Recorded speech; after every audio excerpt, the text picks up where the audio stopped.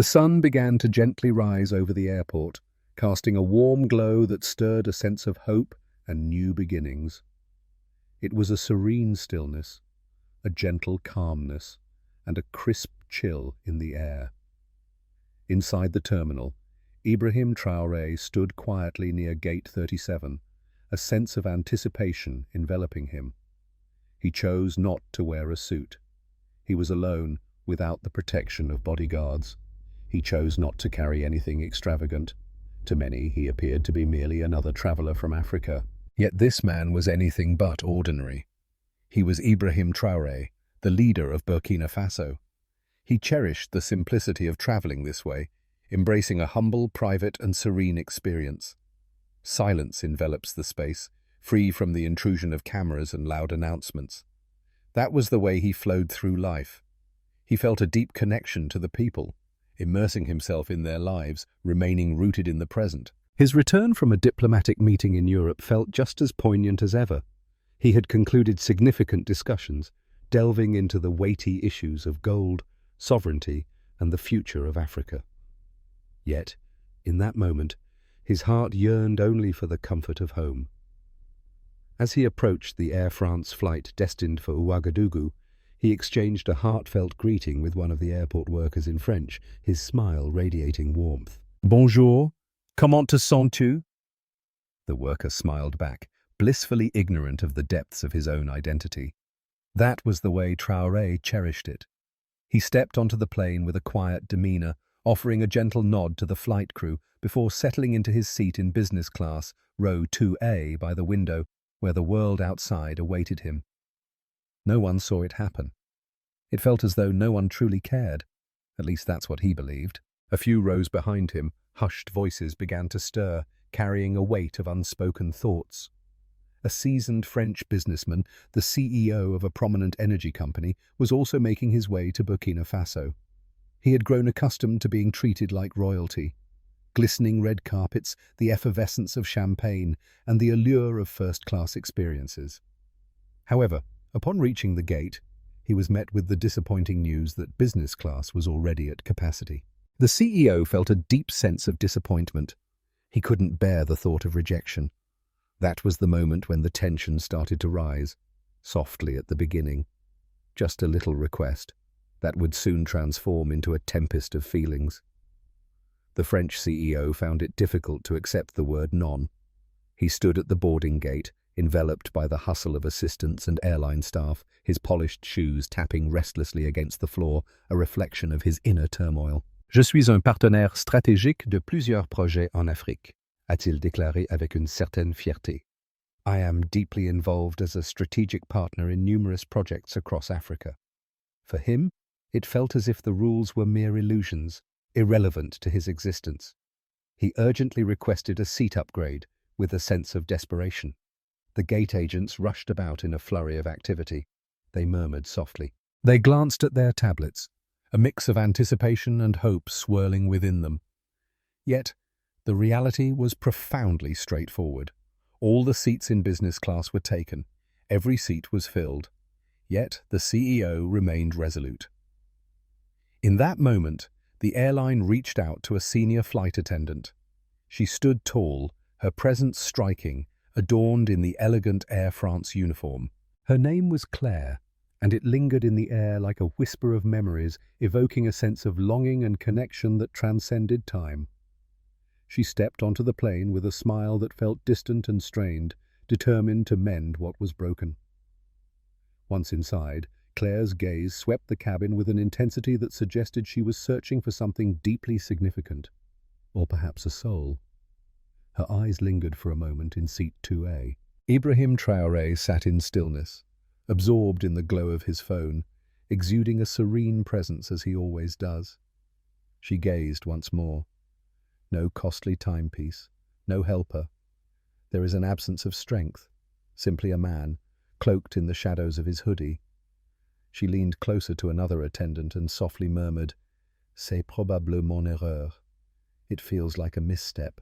With a heavy heart, she approached him, her smile a fragile mask, and gently yet resolutely asked, "Monsieur, may I see your boarding pass?"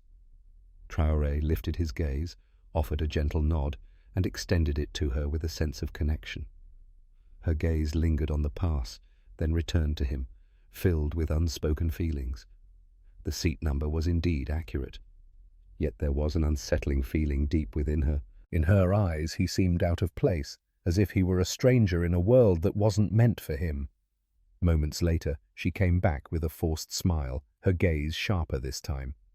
"Sir, I truly apologize, but we might need to ask you to change your seat to make room for another passenger. Could you please consider moving to economy? We will make it right for you." There it stood, a moment suspended in time, the hurtful remark, softly spoken, yet piercing. Ibrahim Traore lifted his brow, a flicker of intrigue crossing his face. "Why is it happening to me?" he inquired softly.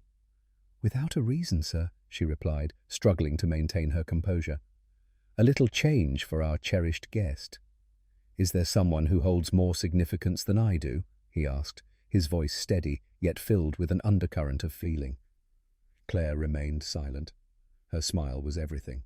Other passengers cast furtive glances, an unspoken understanding hanging in the air, yet silence enveloped the moment. And Ibrahim, he simply settled back in silence, softly asserting, "No, I will stay right here in my seat." The unease had begun to settle in, yet the tempest loomed on the horizon. Claire was overwhelmed. No, a man like him turning her down. She felt a wave of surprise wash over her, particularly coming from an African passenger, and even more so during her shift. She managed to put on a smile once more, yet deep down her pride felt wounded. "Sir, I must insist, this is for operational reasons," she said, her voice carrying a hint of detachment. But Traore stood resolute. He gazed deeply into her eyes. "If it's functioning, could you share why I'm the one being asked and not someone else?" Claire paused, her heart racing with uncertainty. She found herself unready for such a serene defiance. In their midst, several business-class passengers were now fully captivated. A man gently set aside his newspaper. A woman paused, her fingers hovering above the keys of her laptop, lost in thought. Something felt off, as if a shadow lingered in the air. Yet, silence enveloped the room. No one had the courage. The CEO remained unboarded, lingering in a moment of anticipation. He found himself waiting at the gate, his heart heavy, until a seat was finally arranged for him. Claire hurried to the cockpit, her heart racing as she whispered something to the captain, then returned with a weighty decision. She remained silent before Traore this time. Instead, she reached out to another black man in business class. Then, yet another. She was unmistakably focusing on passengers who appeared out of place. That was her second misstep. Traore sat in quiet contemplation, absorbing every moment around him. His face betrayed no emotion, yet his thoughts were keen and alert. He was deeply attuned, reflecting, absorbing every sound. The humiliation didn't provoke his anger, it centered him. A young African man, perhaps in his late 20s, appeared bewildered as Claire directed her finger towards his seat. "We kindly ask you to transition to economy class, sir." The young man pondered. "Why must it be me?"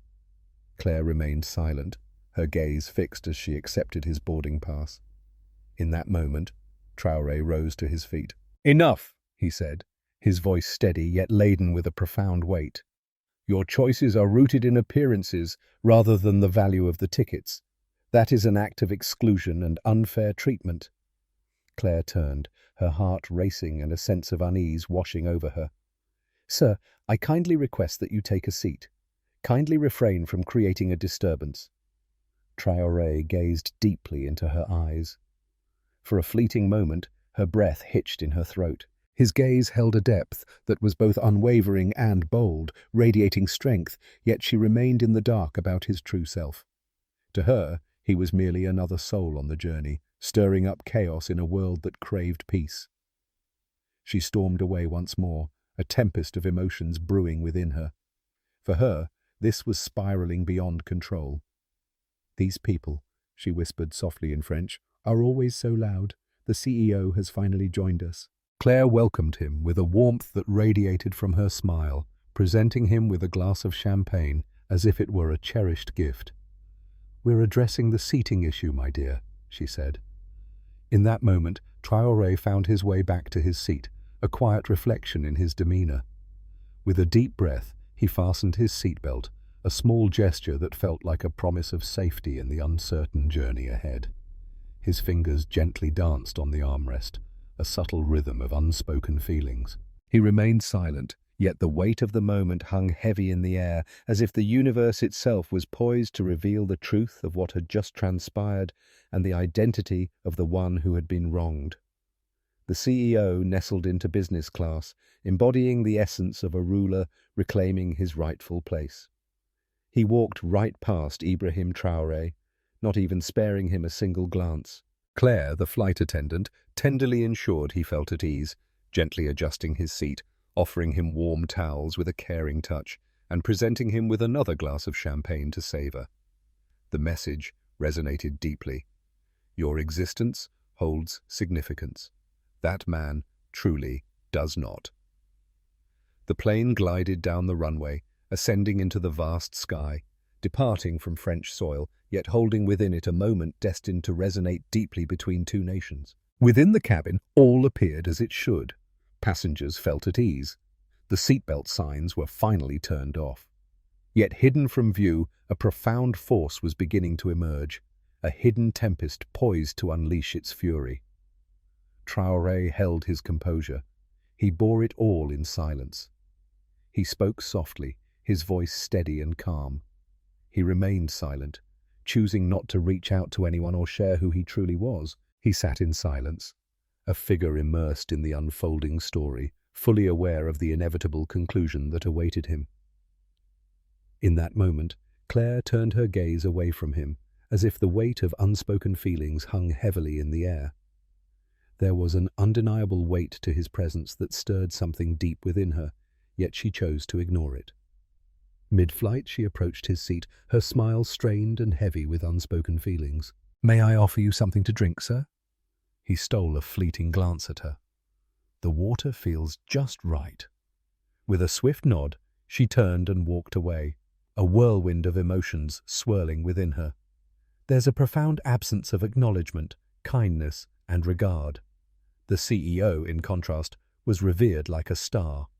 Claire's laughter danced in the air as she leaned closer, her eyes sparkling with interest as she inquired about his meaningful endeavors in Africa.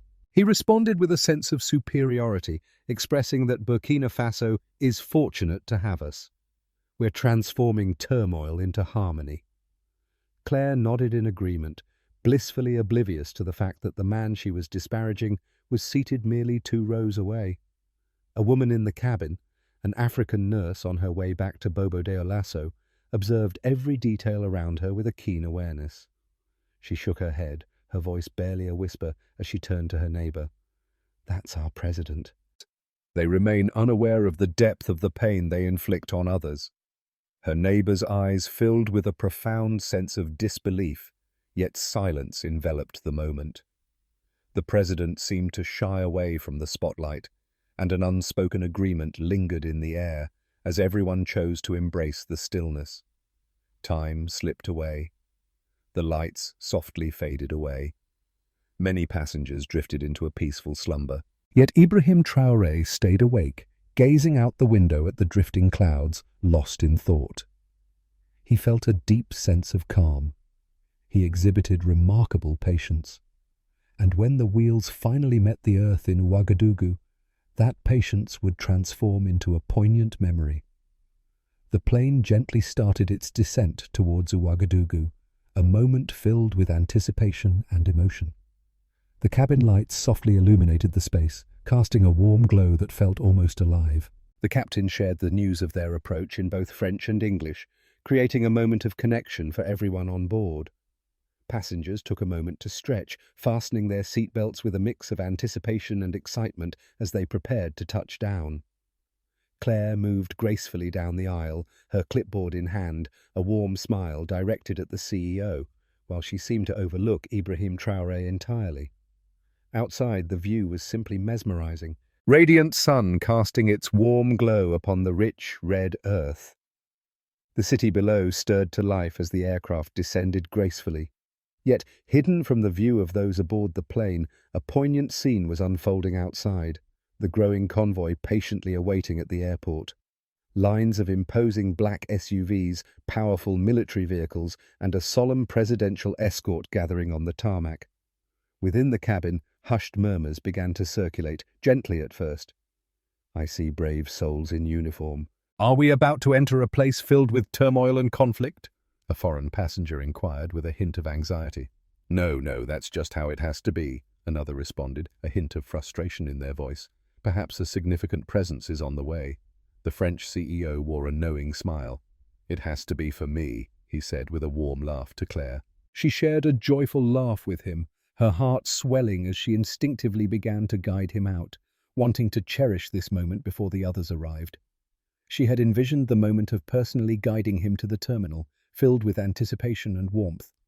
But the moment the plane came to a halt, the air around us shifted dramatically. Through the window, the passengers caught sight of the presidential guards, impeccably uniformed, standing in a perfect line, weapons held firmly at their sides, embodying a profound sense of duty and vigilance.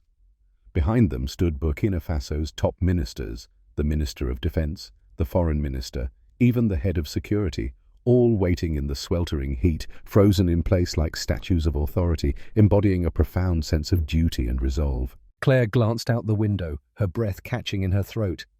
"What is happening here?" she softly whispered. The CEO rose with a sense of pride, adjusting his suit with care. "This resonates deeply with me. I shared with you that I'm deeply engaged in significant projects here." Yet just as the anticipation hung in the air, a tall officer in a black beret stepped onto the aircraft, casting a shadow over the moment. His boots resonated softly against the floor as he moved deliberately down the aisle, searching each face with a heavy heart. He paused at seat 2A, a moment heavy with unspoken feelings. He lifted his hand to his forehead, executing a salute that was both precise and filled with deep respect. "Monsieur le Président, nous vous accueillons avec chaleur et émotion." A profound hush enveloped the cabin. It was as if time stood still, and the very essence of life hung in the air. Claire's expression fell, her gaze flickering anxiously between the officer and the man she had dismissed throughout the flight. Her hands started to shake, a reflection of the turmoil within her. Ibrahim Traore rose slowly, embodying a serene dignity, his silence speaking volumes. The CEO paused, his lips parting ever so slightly, a moment of vulnerability washing over him. "Leader?" he hesitated. "That man." Traore turned and offered him a gentle nod, a silent acknowledgement filled with unspoken feelings. Neither filled with anger nor basking in pride, just a man who had reached a point where words no longer held meaning. Another officer entered the scene. "We have instructions," he said, his voice devoid of warmth as he turned his gaze toward Claire and the CEO. "You both must join us right away." "Hold on, what just happened?" Claire whispered. "Why is this happening to me?" "You are being detained for questioning," the officer said, his voice cutting through the air. "Your actions have shown a profound disregard for the leader of our nation in a place that holds great significance for us all. That is a deeply troubling offense." Claire attempted a shaky laugh, her eyes darting around the room, searching for comfort. "This can't be right. There must be some kind of error. I was fulfilling my responsibilities." Yet it felt as though no one was there to hear. As Traore descended from the plane, he was enveloped by the warmth of his people, surrounded by his guards and ministers, while the jubilant cheers of the crowd beyond the airport fence filled the air. Shutters snapped, capturing fleeting moments. The leader of the nation had come back home. Yet, this time, the truth was laid bare for all to see. He had moved among them like an ordinary man, and those who had formed their opinions based on mere looks would soon confront the repercussions of their choices. As they returned to the aircraft, Claire and the CEO found themselves shackled, a heavy silence enveloping them as they were led away in handcuffs. Passengers observed in shock as they faded away down the steps, heads bowed, their pride shattered. And that was just the start of something profound. The tarmac radiated heat beneath the relentless Burkina Faso sun, yet the focus remained on the two figures being led away in handcuffs. Claire, the Air France flight attendant, and the influential French CEO. Their once confident smiles had vanished, replaced by a palpable tension in the air. The arrogance had vanished. Instead, there was a surge of panic, a whirlwind of confusion, and an overwhelming sense of disbelief. They were ushered into two distinct black vehicles, enveloped by a formidable presence of elite presidential guards. Silence enveloped them, a heavy weight that even the officers could not lift. The stillness resonated more profoundly than the most thunderous cries. It was the profound stillness of strength being restored, of honor being fiercely protected. Within the terminal, President Ibrahim Traore faced a modest assembly of journalists. He spoke with a serene demeanor, yet his words pierced through the silence, leaving an indelible mark on the heart. In Burkina Faso, we recognize that a person's value transcends the color of their skin. We stand strong against the influence of wealth and the remnants of a bygone era. In this space, we honor the essence of dignity, the beauty of humanity, and the spirit of our people. This is the new Africa. The tale ignited with fervor, capturing hearts and minds alike. Heart-wrenching videos surfaced online, capturing the moment of the arrest, poignant images of the military saluting Traore, and news clips depicting the CEO being pulled away, reminiscent of a child caught in a moment of wrongdoing. Social media surged with overwhelming intensity. It is essential to honor Africa, and in times of struggle, I stand in solidarity with Burkina, a sentiment that resonated worldwide. The youth of Africa, united across the vast continent, rejoiced in a moment that would forever be etched in their hearts. At the Ministry of Justice, Claire and the CEO faced serious charges of public insult and discrimination against the head of state, showing disrespect on Burkina-based soil, as well as abuse of power and attempted intimidation. The French embassy made an effort to step in. Calls were made, reaching out across the distance. Requests filled with hope and urgency flooded in. However, Traore responded with undeniable clarity. This is not just a colony, this is a nation that stands strong and proud in its independence. They will confront the consequences just as every individual must. In the midst of turmoil, Air France fought to mend the wounds of the situation. The airline released a heartfelt public statement within 24 hours. An awkward expression of remorse, laden with impersonal jargon and hollow sentiments. Yet it fell short. The people of Burkina Faso started to express their desire for a boycott. Other African nations came together. Claire, confined within the walls of a detention center near Ouagadougou, succumbed to her emotions, tears streaming down her face as she faced the questioning. "I had no idea who he was," she cried, her voice trembling with sorrow. "I was simply adhering to the established protocols." The investigator gazed at her with a chilling detachment. "It wasn't necessary for you to understand his identity. All he ever wanted was to be seen and valued as a person."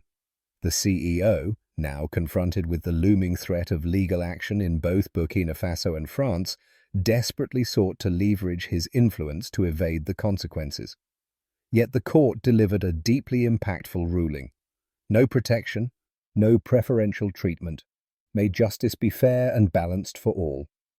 Traore never reveled in triumph. He never once ridiculed them. He quietly made his way back to the presidential palace, immersing himself in his duties, tirelessly constructing roads, uplifting the youth, fortifying the military, and fiercely protecting the land. Yet that moment on the plain transformed into a tale of unforgettable significance. A solitary figure wrapped in a hoodie, embodying a sense of introspection and depth. A flight attendant burdened by bias, a leader consumed by their own arrogance, and a landing that transformed everything.